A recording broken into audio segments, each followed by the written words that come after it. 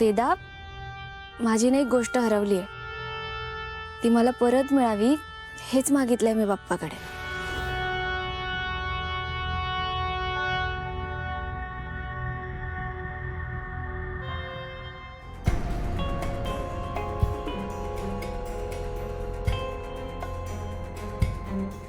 अथर्व, यावेळी वाचलास, पण दरवेळी असं होणार नाही. तुझा गेम ओव्हर केल्याशिवाय मी गप्प बसणार नाही.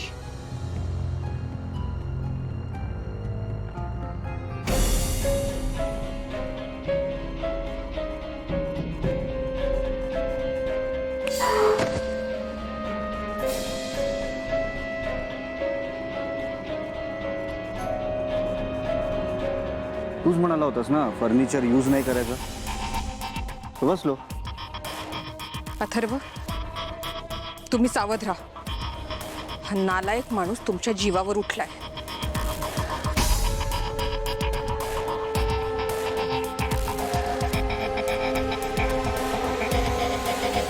इथे बसून काम करणार आहेस?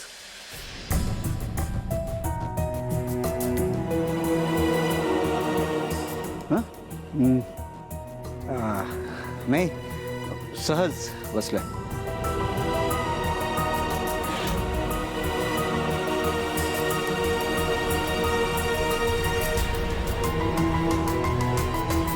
मला एकट्यात अथर्वशी काहीतरी बोलायचंय. आज जा.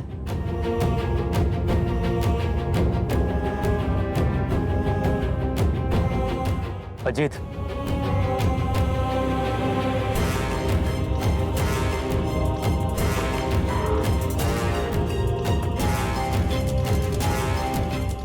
ते झालं नाहीये नीट.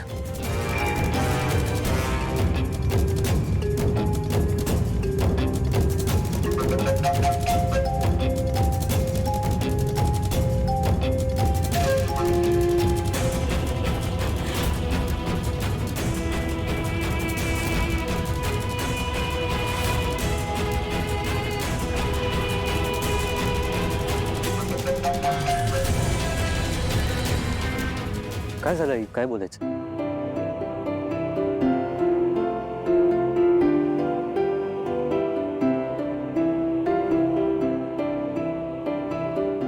अथर्व, आपण एका गोष्टीकडे लक्ष द्यायला हवं.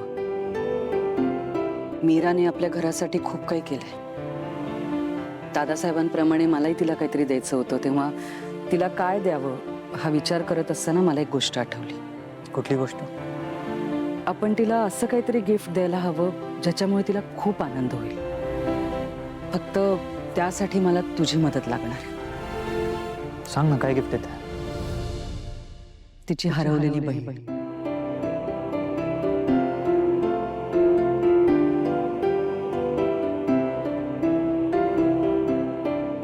अथर्व, मीराने वेदासाठी खूप काही केलंय. तिचे खूप उपकार आहेत आपल्या सगळ्यांवरती, आणि आपण सगळ्यांनी मिळून तिला जर का हे दिलं तर तिच्या उपकारांचे पान फेडल्यासारखं होईल. म्हणून मला असं वाटतंय की काहीही झालं तरी आपण सगळे मिळून तिच्या हरवलेल्या बहिणीला शोधूया.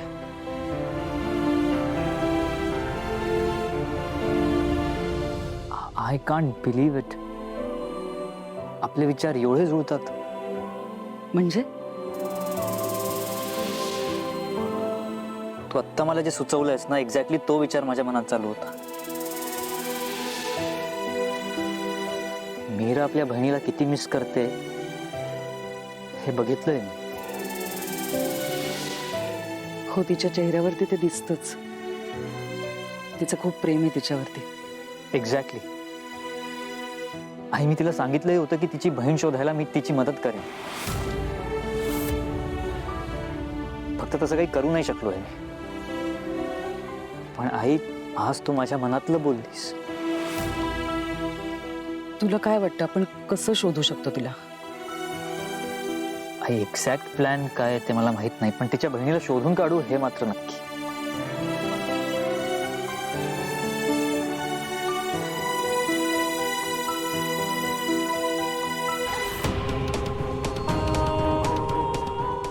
मीराच्या बहिणीचं आता मध्येच काय? तिचं काय करायचंय?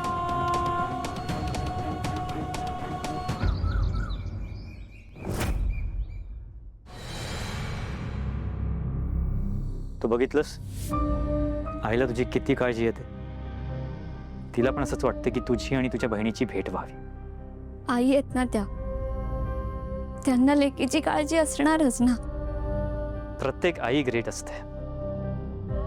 माझी पण आई ग्रेटच आहे. पण ह्यानंतर माझ्या मनात तिच्याबद्दलचा आदर आणखी वाढलाय. या घरातल्या माणसांना ना माझ्या मनात काय चाललंय हे कळतंय. हेच खूप आहे माझ्यासाठी. नाही मीरा, हे सगळं तू कमवलंयस.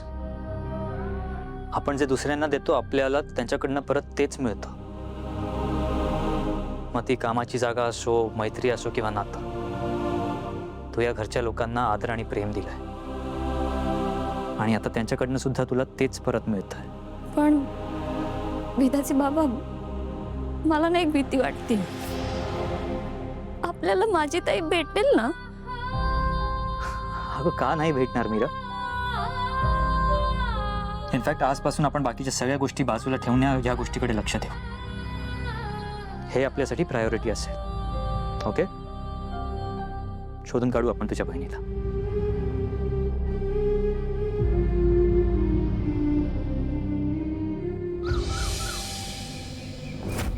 मॅडम, मॅडम मला बोलायचंय. दार लाव.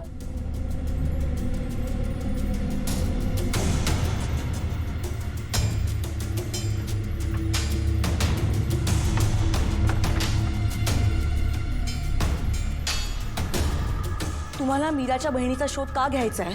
मला वाटलंच होतं तुला हा प्रश्न पडेल. हो, पडणारच.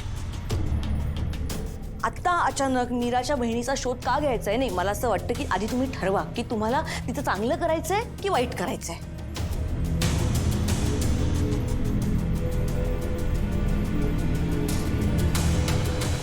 ते ठरवलंय म्हणूनच मीराच्या बहिणीला शोधायचंय.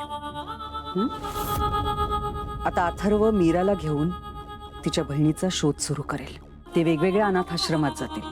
पण मीराची बहीण ज्या अनाथाश्रमात होती त्या अनाथाश्रमात सगळ्यात आधी तू पोचशील. अहो, पण मीराची बहीण कोण आहे, तिचं नाव काय, मला काहीच माहित नाहीये. ऐकलं तर कळेल.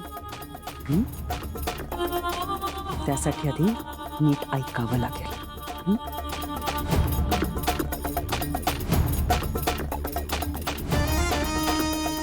रामपुरेंचं जे अनाथाश्रम आहेस तिकडे तू जायचंस.